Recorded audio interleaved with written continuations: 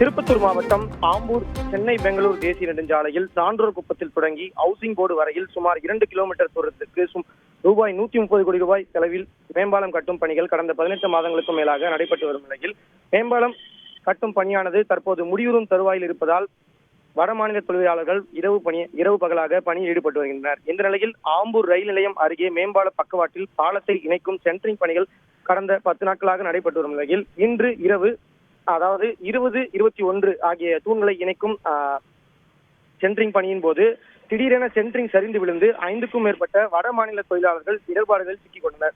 உடனடியாக விரைந்து செயல்பட்ட பகுதி பொதுமக்கள் மற்றும் காவல்துறையினர் இடர்பாடுகளில் சிக்கிட்டு இருந்த வடமாநில தொழிலாளர்களை மீட்டு ஆம்பூர் அரசு மருத்துவமனைக்கு சிகிச்சைக்காக அனுப்பி வைத்தனர். மேலும் இதில் படுகாயமடைந்த பீகார் பகுதியை சேர்ந்த இளைஞர் நரேஷ் என்பவர் வேலூர் அரசு மருத்துவமனைக்கு சிகிச்சைக்காக அனுப்பி வைக்கப்பட்டுள்ளார். இந்த விபத்து குறித்து ஆம்பூர் நகர காவல்துறையினர் விசாரணை செய்து வரும் நிலையில் தற்போது இப்பகுதியில் பெரும் போக்குவரத்து நெரிசல் ஏற்பட்டுள்ளதால் போக்குவரத்தை சரி செய்யும் பணியில் காவல்துறையினர் ஈடுபட்டு வருகின்றனர். மேலும் அருகாமையில் நேற்று முன்தினம் போடப்பட்டிருந்த சென்ட்ரிங்கும் தற்போது சரியும் தருவாயில் உள்ளதால் காவல்துறையினர் மற்றும் நெடுஞ்சாலைத்துறையினர் பாதுகாப்பு பணியில் ஈடுபட்டு வருகின்றனர்.